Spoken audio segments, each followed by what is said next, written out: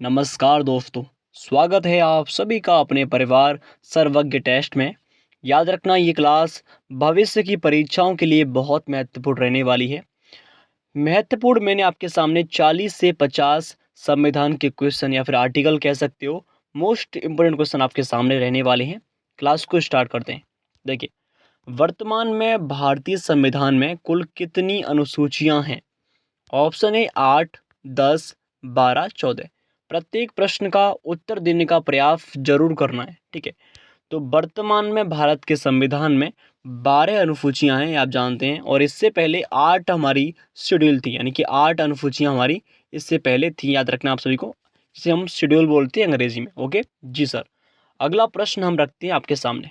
देखिए, किस संविधान संशोधन अधिनियम द्वारा भारतीय संविधान में 9वीं अनुसूची जोड़ी गई? तो याद रखना, ऑप्शन ए पहला संविधान संशोधन, दूसरा 7वां, 9वां। तो याद रखना, पहले संविधान संशोधन अधिनियम के द्वारा भारत के संविधान में 9वीं अनुसूची जोड़ी गई। याद रखना, हर प्रश्न मैंने आपके सामने रखा है, 100% एक्सपेक्टेड है एग्जाम की दृष्टि से। चलिए अब बढ़ते हैं अगले प्रश्न की ओर।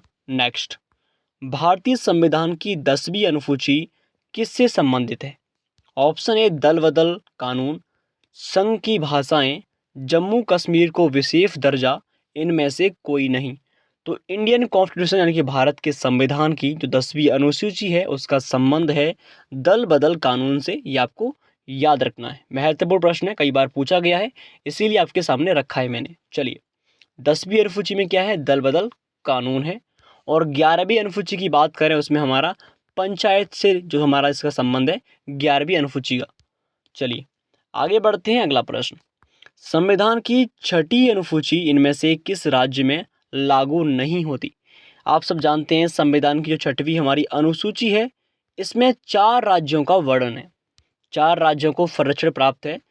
असम हमारा, ओके, असम है, मेघालय, त्रिपुरा, असम, त्रिपुरा, मेघालय, और एक राज्य हमारा मिजोरम है। इन 4 राज्यों को इस अनुसूची के तहत ये हमारा संरक्षण प्राप्त है। लेकिन जो मणिपुर राज्य है इसका राइट आंसर है, इसको कोई भी 6वीं अनुसूची में इसका उल्लेख नहीं है। याद रखना आपको, 4 राज्य हैं, असम, त्रिपुरा, मेघालय, मिजोरम। चलिए अब बढ़ते हैं आगे। संविधान की 11वीं अनुसूची में क्या लिखा है? पंचायती राज है या नगर पालिका, केंद्र राज्य संबंधों, यानी में से कोई नहीं। तो याद रखना, संविधान की 11वीं अनुसूची में पंचायती राज, नगर पालिका। याद रखना, 11वीं सूची की बात करें अनुसूची की, तो इसमें पंचायती राज का संबंध है। और 12वीं अनुसूची की बात करता है तो इसमें हमारा नगर पालिका है। 12वीं अनुसूची में हमारा नगर पालिका, कौन सी में सर? 12वीं है, ठीक है। ये लास्ट की है इसलिए आपके लिए महत्वपूर्ण रह सकती है। 12वीं अनुसूची में नगर पालिका का संबंध है और 11 में पंचायती राज। और इसमें भी एक प्रश्न बनता है कि 11वीं अनुसूची के कितने विषय हैं? तो इसमें हमारे पंचायती राज में 29 विषय हैं, ये आपको याद रखना, ये कई बार आपसे पूछ लेता है। 29 विषय हैं हमारी 11वीं अनुसूची में। चलिए अब बढ़ते हैं अगले प्रश्न की ओर। संविधान के किस अनुच्छेद में यह अंकित है कि इंडिया अर्थात भारत राज्यों का एक संघ होगा? अनुच्छेद 1, अनुच्छेद 2, अनुच्छेद 3, अनुच्छेद 4। याद रखना, भारत राज्यों का एक संघ होगा, ये आर्टिकल 1 में इसका वर्णन है। आंसर भी आपको कमेंट में मुझसे पहले ही लिखना है, ओके।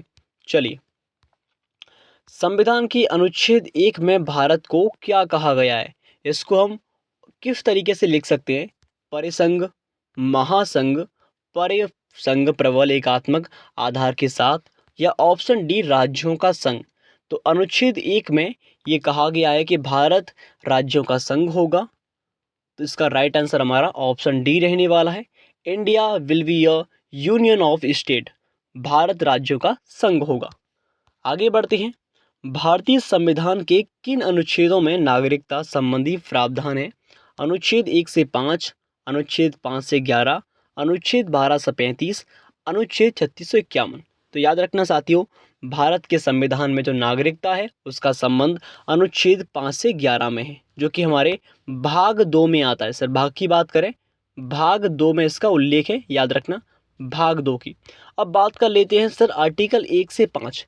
1 से लेकर 4 तक जो हमारा संबंध है, याद रखना वो हमारा भाग 1 में आता है।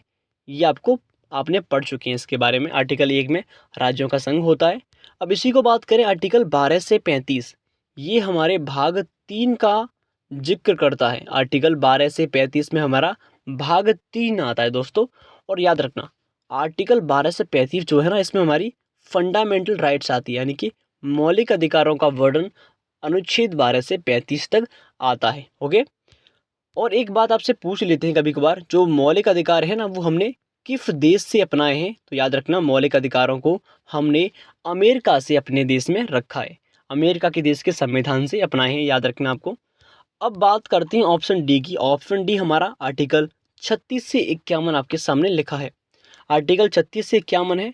और याद रखना इसका जो उल्लेख है इसमें हमारा डीपीएसपी आता है, डायरेक्टिव प्रिंसिपल, यानी कि राज्य के नीति निर्देशक सिद्धांत जो हैं अनुच्छेद हमारे 36 से 51 में आते हैं। और ये हमारे भाग 4 में इसका उल्लेख है। भाग 4 में इसका उल्लेख है।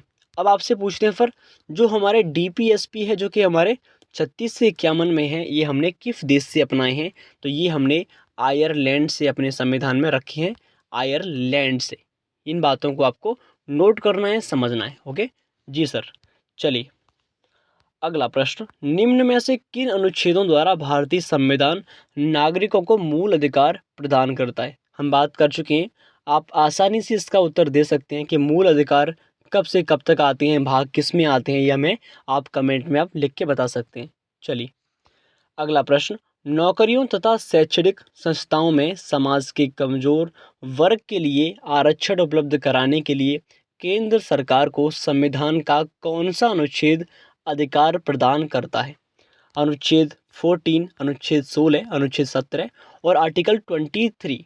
तो याद रखना दोस्तों, नौकरियों की बात करें या फिर शैक्षणिक संस्थाओं की बात करें या फिर समाज के कमज़ोर वर्ग के बारे में, इन सबको आरक्षण मिलता है अनुच्छेद 16 के तहत, आर्टिकल 16 के तहत। इन सभी को नौकरियों में इन सबको हमारा आरक्षण यानी कि रिजर्वेशन मिलता है आर्टिकल 16 के तहत। ओके जी सर।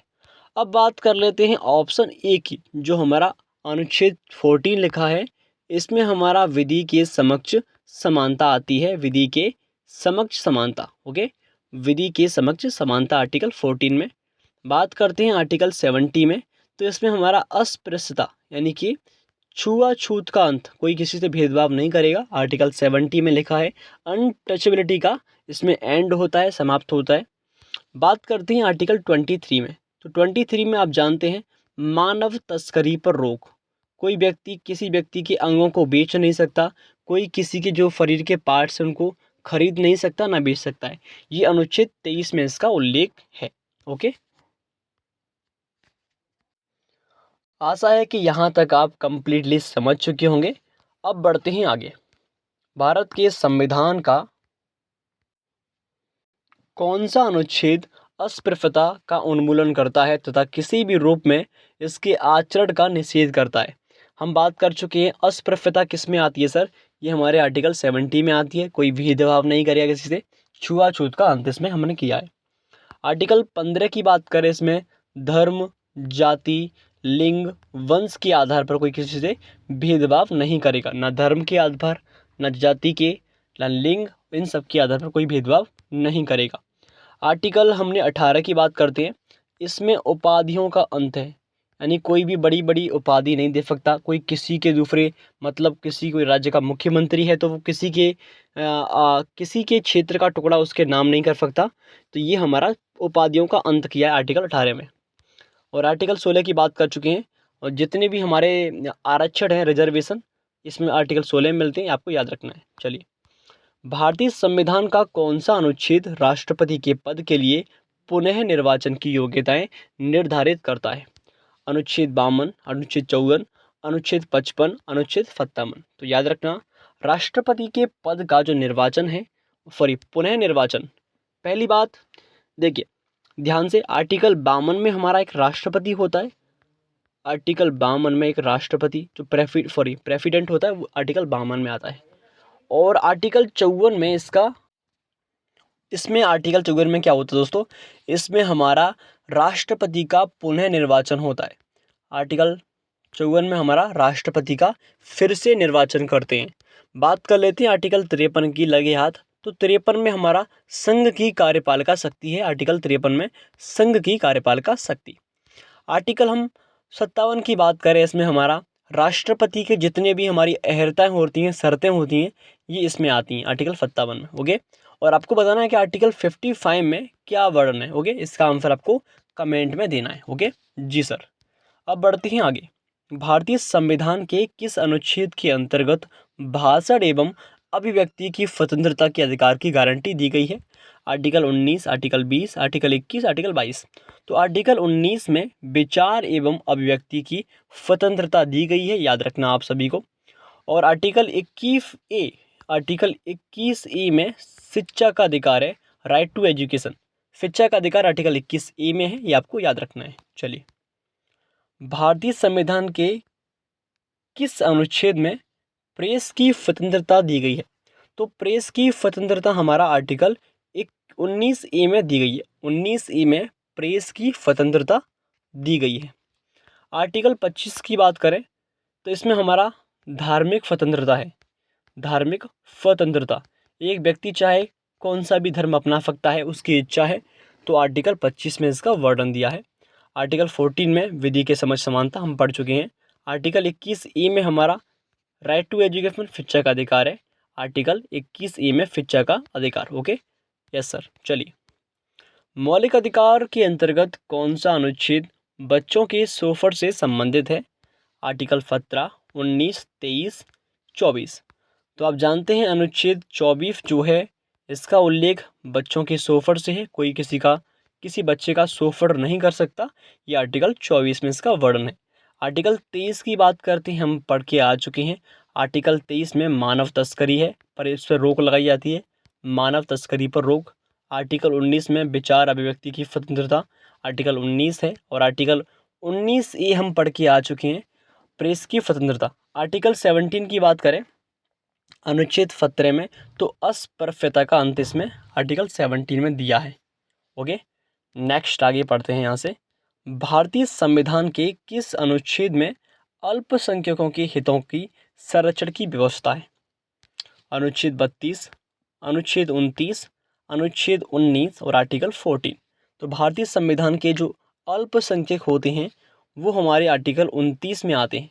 अनुच्छेद 29 में अल्पसंख्यक आते हैं, याद रखना, महत्वपूर्ण है आप सभी के लिए। जितने भी कम, जैसे मान लीजिए कोई धर्म है और उस धर्म के कम लोग हैं, उसे हम अल्पसंख्यक कहते हैं, और उनके संरक्षण हेतु आर्टिकल 29 में इसका वर्णन है। आर्टिकल 32 की बात करें, अनुच्छेद 32 में क्या उल्लेख है?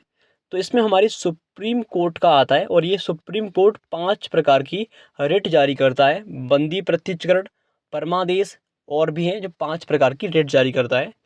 आर्टिकल 29 पढ़ चुके हैं जो कि अल्पसंख्यक। आर्टिकल 19 में प्रेस की स्वतंत्रता, विचार अभिव्यक्ति की स्वतंत्रता आती है हमारी।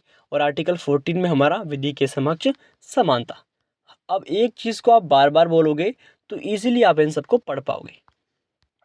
आगे बढ़ते हैं।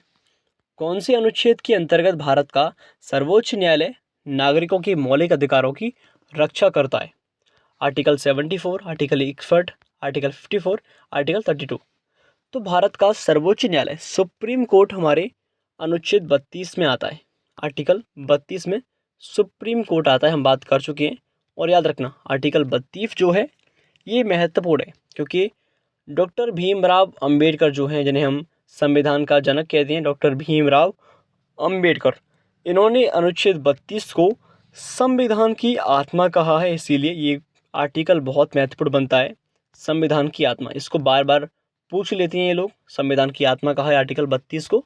चलिए, आर्टिकल 54 की बात कर चुके हैं, राष्ट्रपति का पुनः निर्वाचन होता है। आर्टिकल 54 के तहत राष्ट्रपति का पुनः निर्वाचन, दोबारा से इसका निर्वाचन होता है, इलेक्शन।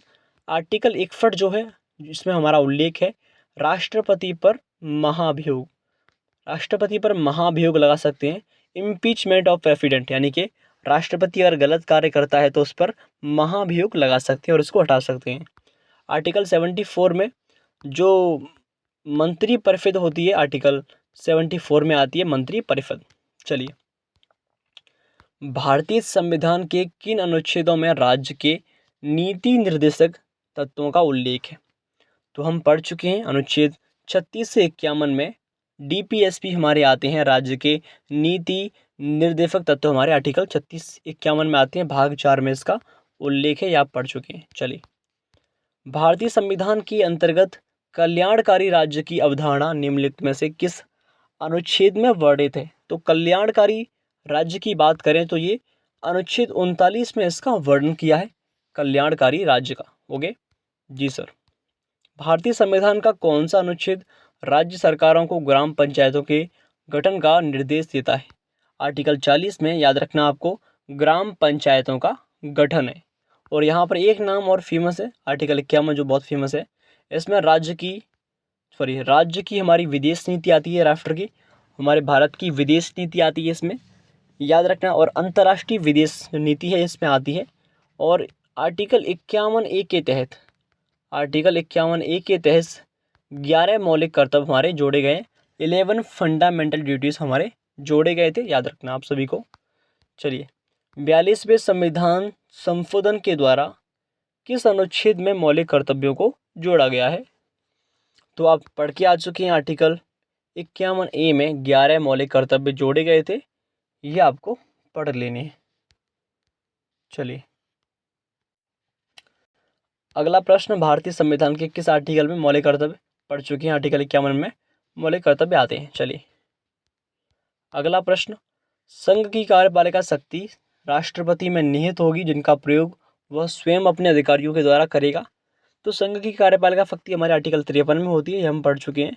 आर्टिकल 53 में हमारी संघ की कार्यपालिका शक्ति होती है। चलिए, भारत के संविधान के अनुसार भारत पर राष्ट्रपति पर महाभियोग लगाते हैं, इम्पीचमेंट, आप जानते हैं, आर्टिकल 61 के तहत राष्ट्रपति पर महाभियोग। चलिए, और यहाँ पर आर्टिकल 76 बहुत महत्वपूर्ण है। अनुच्छेद 76 में हमारा राष्ट्रपति की सहायता के लिए एक महान्यायवादी होता है, अटॉर्नी जनरल। महान न्यायवादी जो होता है, महान्यायवादी, जो कि राष्ट्रपति के प्रसाद पर्यंत काम करता है, जब तक राष्ट्रपति रहेगा तब तक वो अटॉर्नी जनरल रहता है, यानी कि महान्यायवादी रहता है। ठीक है, इसका भी उल्लेख भारत के संविधान में किया गया है। संविधान के किस अनुच्छेद में उपराष्ट्रपति, यहाँ पर वाइस प्रेसिडेंट की बात करें, उपराष्ट्रपति की, तो ये हमारा अनुच्छेद 63 में इसका उल्लेख है। 63 में उपराष्ट्रपति होता है, याद रखना। और 76 में हमारा अटॉर्नी जनरल यानी कि महान्यायवादी होता है। संविधान के किस अनुच्छेद के तहत मंत्रीगण की बात करें तो हमारा आर्टिकल 75 में मंत्रीगण, जो कि लोकसभा के लिए उत्तरदायी होता है। चलिए, आगे बढ़ते हैं। अगला प्रश्न हमारा नेक्स्ट, इसका आंसर आप देना कमेंट सेक्शन में, पढ़ लेना इसको। ठीक है, राष्ट्रपति संविधान के किस अनुच्छेद के अंतर्गत लोकसभा को भंग कर सकता है? तो आर्टिकल 85 के तहत राष्ट्रपति संविधान के, जो आप जानते हैं, लोकसभा को भंग कर सकता है। तो आज के लिए यही क्लास खत्म करेंगे। आपके लिए कुछ प्रश्न अब छोड़ूंगा, उनका आंसर आपको देना है कमेंट सेक्शन में, इन सब का आंसर आपको देना है कमेंट में। ओके, ये सब प्रश्न आपके लिए। जय हिंद, जय भारत, धन्यवाद।